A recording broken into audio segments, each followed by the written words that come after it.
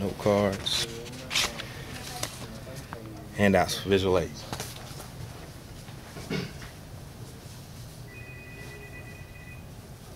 Good morning. My name is Eric Ward, and today I will be giving you a speech on the importance of prevention of sexual harassment in the workplace. There are two types of sexual harassment that I will be discussing today. They are quid pro quo and hostile work environment. Sexual harassment has been brought to the forefront over the years due to the Clarence Thomas Anita Hill scandal and the Tailhook Convention scandal that also involved Navy soldiers. Because of these incidents, we must educate everyone on the importance of sexual harassment in the workplace.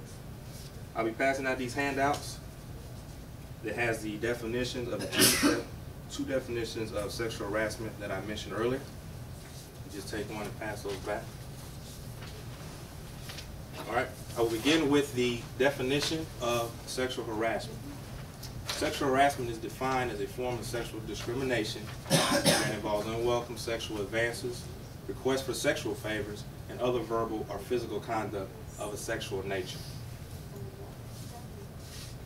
Sexual harassment is also defined as emphasis that workplace conduct to be actionable as abusive work environment.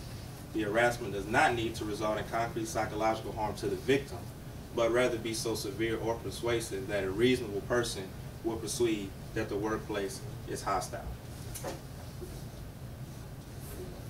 There are two types of sexual harassment, as I have mentioned: quid pro quo, which is Latin for this for that, and hostile environment. Examples of quid pro quo is submitting to or rejecting advances or requests that cannot be a condition upon which a person's job, career, or upcoming promotion depends.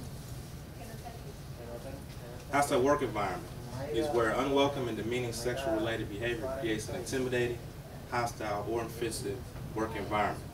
They can be subtle, it can be one incident or several incidents. The intent of the harasser is irrelevant, and the perception or impact of the harassed person is what classifies it as a hostile work environment. Examples of sexual harassment include verbal.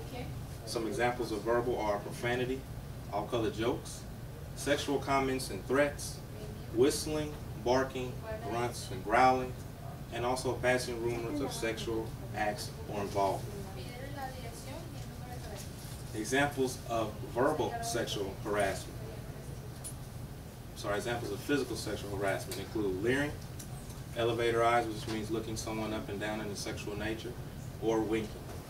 Also licking lips, displaying, giving sexual suggestive pictures or cartoons, stroking, grabbing, patting, hugging, pinching are all forms of physical sexual harassment.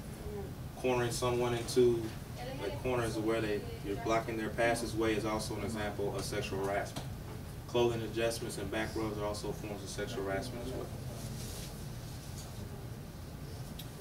Obsessive behavior is where stalking is involved, and it includes actions of a person in repeatedly following or harassing another person in a manner to include in a reasonable person a fear of sexual battery, bodily injury, or death of that person or member of that person's immediate family. Obsessive behavior can also include such harassment as unwanted telephone calls, emails, text messages, and unvisited visits to a person's quarters or living area.